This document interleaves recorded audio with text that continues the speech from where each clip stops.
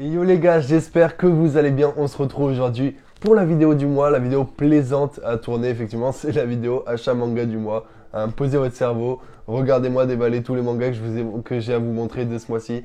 Et c'est parti pour la vidéo. Juste avant que la vidéo commence, je tenais à vous dire que je me suis lancé sur TikTok et sur Instagram. Et honnêtement, je prends vraiment grave du plaisir à faire ça. Donc sur TikTok, je vais plus montrer ce que j'achète au moment, vraiment au jour le jour et tout. Sur Instagram, essayer de vous montrer ce que je suis en train de lire, essayer de vous faire des avis de quelques licences. Et vraiment, je m'éclate sur ces deux réseaux. Du coup, voilà, n'hésitez pas à me suivre, c'est Couré Manga comme d'habitude. On se retrouve en tout cas pour les achats manga du mois de février 2022. On commence sans douceur chez Kazé. De toute façon, ce mois-ci, vous allez voir, il n'y a pas eu beaucoup de nouvelles licences, beaucoup de suites, en tout cas en février. Et ce sera pareil en mars. En mars, j'ai vu qu'il y avait énormément de suites de licences. On commence chez Kazé avec le tome 3 de Kaiju numéro 8. Kaiju, une cover assez dégueulasse, hein, je trouve. Bon, c'est pas la faute de Kazé, enfin je crois. Mais voilà, c'est immonde pour moi, vraiment, des couleurs comme ça rend pas du tout bien. Mais c'est pas grave, on va plus s'intéresser à ce qui se passe à l'intérieur. Est-ce que le tome est bon, est-ce que le tome est pas bon? Alors le tome est meilleur que le tome 2, je trouve il fait moins basique, mais quand même un peu, enfin en le lisant, je me suis vraiment dit, ok, Kaiju numéro 8, ça va être cool, mais ça va être vraiment archi basique, archi simple comme shonen. Alors que le tome 1, ça avait l'air de sortir un peu de l'ordinaire, un peu comme Jujutsu Kaisen. Jujutsu Kaisen, pour moi, c'est pas un shonen ordinaire, et Tokyo Revenger non plus, Kaiju numéro 8, je trouve un peu. Du coup voilà, c'est pas un point négatif. Mais c'est tout, je continuerai quand même la licence, juste avec moins d'entrain. Toujours que c'est Kazé, on continue pour le coup avec un shonen archi basique, c'est Black Clover. Black Clover, ils sortent un tome tous les 4 mois, et honnêtement, tous les 4 mois, du coup, je pose mon cerveau, j'ouvre le tome, je lis, je me rappelle un peu de ce qui se passe la dernière fois, c'est vraiment que du combat depuis 5 tomes, et voilà, et Asta, il est toujours plus fort, et n'importe qui est toujours plus fort, sauf les méchants, du coup, qui sont de plus en plus faibles. Et voilà, on a toujours l'impression qu'ils sont un peu dans la merde, ils s'en sortiront toujours.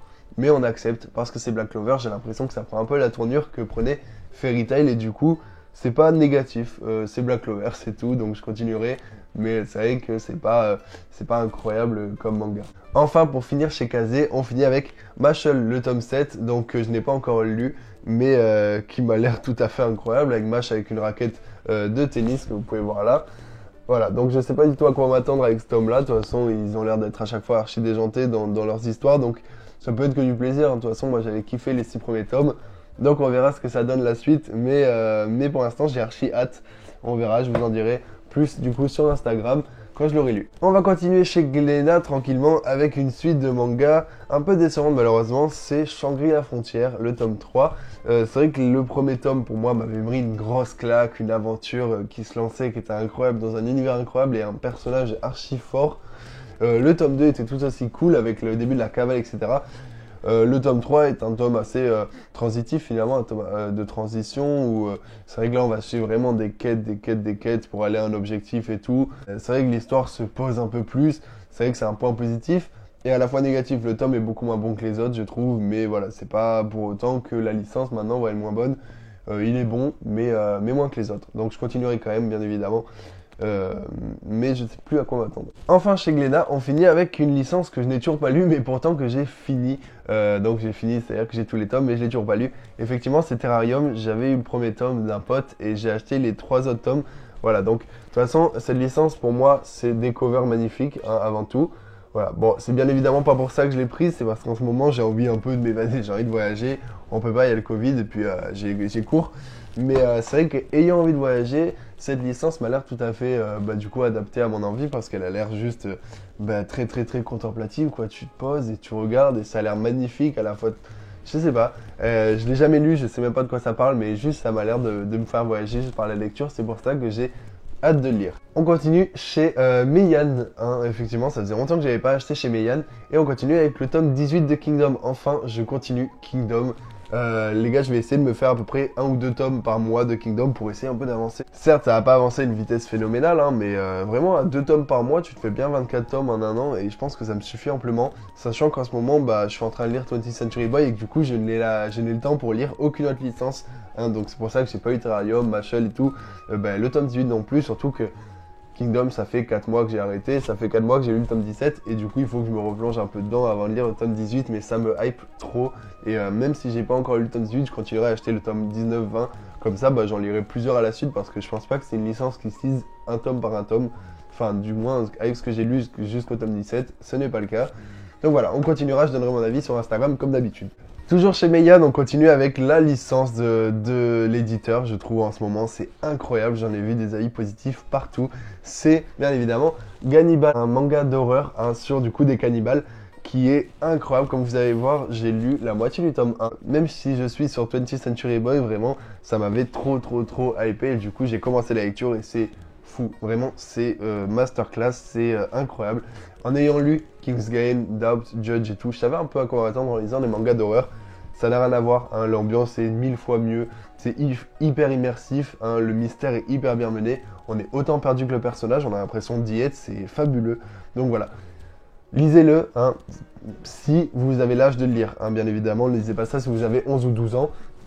C'est pas que c'est trop violent ou quoi, mais c'est que voilà, ça va parler de sujets peut-être qui vous touchent moins. Du coup voilà, si en tout cas vous avez mon âge ou quoi, bah lisez Gannibal.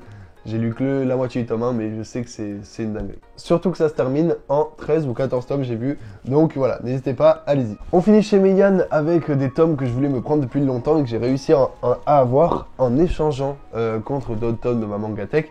Effectivement, c'est Shigurui, donc un manga de samouraï, donc j'ai réussi à avoir les 5 premiers tomes, hein, donc voilà, de chez Meian. Une folie, je sais pas, j'ai pas encore lu du coup, vu que je les ai achetés pour le coup il y a vraiment 2 jours. Enfin, je les ai reçus il y a 2 jours, ils sont comme neufs, je suis archi content. Voilà, tout ce que j'ai à vous dire pour l'instant, c'est que les covers sont magnifiques, les formats sont magnifiques, vraiment. Meian, ils nous sortent des trucs comme ça, des livres comme ça à 10 €, alors qu'on voit des fois chez Glénat ou quoi, l'édition parfaite de Parasite qui coûte 2 fois plus cher alors que les tomes sont 2 fois plus petits. C'est vraiment une folie ce que nous fait Meian dans l'univers du manga, je trouve que ça révolutionne pas mal de trucs. Donc voilà, en tout cas c'est tout ce que j'ai à dire sur la licence, je l'ai pas encore lu bien évidemment, je donnerai mon avis. Ça se trouve, si ça me touche vraiment, j'en ferai une vidéo, mais voilà, sinon ce sera tout sur Insta et sur TikTok. Enfin, on continue avec plein de suites. On commence avec le tome 7 de Spy X Family, qui va reprendre sur un cliffhanger de ouf que nous avait fait le tome 6, où on voit, voilà, on voit l'objectif atteint, donc notre héros est devant l'ennemi. On se demande comment ça passe. À ce qui paraît, le tome 7 est moins concentré sur l'histoire principale, mais surtout sur quelques personnages, etc. Je sais pas du tout à quoi m'attendre, je sais que cette licence, je l'adore, donc je continuerai à la lire, et je continuerai à lire avec passion et à m'intéresser vraiment à ce que je lis. Donc voilà, on verra, j'espère que quand même ça avance pas mal, même si j'ai eu des retours comme quoi pas trop. Ensuite, le tome de février que tout le monde attendait, le tome, etc. C'est bien évidemment le tome collector, 13 de Jujutsu Kaisen. Donc voilà. Je compte plus du tout revendre mes collectors, quoi que ce soit et tout. Je me suis rendu compte que maintenant je les ai achetés juste parce que ils étaient beaux, quoi. Le tome, regardez comment il est beau, putain. Voilà. Donc c'est sûr que je vais pas me dire que je vais acheter le tome 13 de Jujutsu Kaisen en doublon pour garder lui sous blister. Je pense que lui, je vais l'ouvrir, tout simplement. Et lire le tome, ça m'économisera bien 7 €, et 7 €, c'est pas rien. Donc voilà. Le tome contient bien évidemment le tome 13, du coup avec une jaquette réversible assez magnifique, donc du coup avec cette image-là de Gojo. Et le tome 1 d'un roman de Jujutsu Kaisen, donc été flamboyant et automne naissant. Voilà, donc je sais pas à quoi m'attendre pour le coup du tome 13 lui-même, je sais pas, c'est fait, j'ai le tome collector, je suis content, c'est tout. Il a sa place ici. On continue toujours en suite de manga avec le tome 3 de la Star Edition de Yu Yu Hakusho. Vraiment un petit péché mignon, hein, honnêtement. En fait, quand je dis Yu Yu Hakusho, ça me rappelle, il y a un côté hyper nostalgique, c'est que ça me rappelle énormément Dragon Ball à l'époque, donc quand Goku était petit. Ça suit un peu donc les petits tournois, les petits trucs comme ça, les trucs old school, vraiment, hein, les personnages assez old school. C'est archi plaisant à lire. Après, j'ai l'impression que c'est un peu le fait que ce soit Yu Yu Hakusho qui nous le fasse lire aussi, parce qu'en soi, pour l'instant, l'histoire n'a rien de folle. Mais voilà, moi je lis ça avec beaucoup de nostalgie, c'est un peu Madeleine de Proust, hein, un peu cet effet-là. Donc voilà, un gros plaisir, Yu Yu Hakusho, je continuerai à lire, même je trouve pas ça incroyable, hein, juste l'aspect nostalgique qui me fait vibrer. Enfin, il nous reste 2 tomes, effectivement, il nous reste le tome 5 magnifique de Solo Leveling.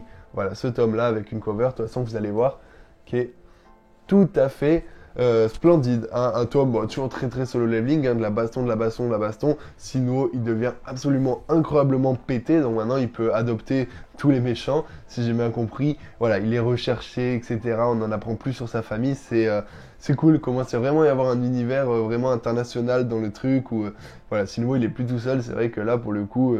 il va, au lieu d'interagir avec des monstres, il va commencer à interagir avec des humains. Et ça va être tout à fait incroyable. Donc j'ai hâte de lire la suite, honnêtement. C'est vrai que ça va être toujours chier parce que les tomes coûtent 15 €, mais quand tu vois la qualité des pages, la qualité des couleurs, la qualité des images et tout, ça va être toujours plaisir à lire. Donc voilà, c'est pas grave, je continuerai Solo Leveling avec plaisir. Enfin, pour clôturer cet achat manga du mois de février, on continuera avec ce manga de foot, effectivement, Blue Lock, un tome tout à fait splendide, donc un entraînement vraiment archi dur, le personnage principal qui continue à se forger mentalement, physiquement, ça devient vraiment intéressant au-delà de l'aspect Battle Royale, etc. Le personnage principal devient lui-même intéressant, puis l'épreuve aussi des équipes où il va perdre un joueur s'il perd et en gagner un s'il gagne, ça devient aussi hyper intéressant parce que il fait équipe avec deux monstres, etc. Donc ça se passe pas comme il veut. Et à la fin, tu sens qu'il est tombé contre le mec du début du manga qui était archi fort aussi. Donc voilà, tu sens qu'avec l'esprit shonen, ils vont arriver à le recruter et que ça peut être dinguerie. Vraiment, pour le coup, cet tome 6 de Blue Lock me fait remonter Blue Lock encore plus dans mon estime. Tu vois que j'avais bien kiffé le début. Là, celui-là, il met une grosse claque. Ça fait archi plaisir. Donc voilà, n'hésitez pas à lire Blue Lock si vous l'avez pas commencé. En tout cas, la vidéo est terminée. Voilà, c'est tout ce qui s'est passé en février de mon côté. N'hésitez pas toujours à me dire en commentaire ce que vous avez acheté, ce que vous pensez de mes achats, ce que vous pensez, est-ce qu'il y a des licences que j'ai kiffé, que vous n'avez pas kiffé ou inverse, etc. Donc voilà, dis-moi tout ça. N'hésitez pas aussi à voir ma dernière vidéo que j'ai faite avec des potes et tout. On s'est éclaté à la faire, je me suis éclaté à la monter. Voilà, n'hésitez pas à me donner votre avis, ça me fait toujours plaisir. En tout cas, c'est tout pour aujourd'hui. J'espère que vous avez kiffé la vidéo. On se retrouve la semaine prochaine pour une nouvelle vidéo. Ciao!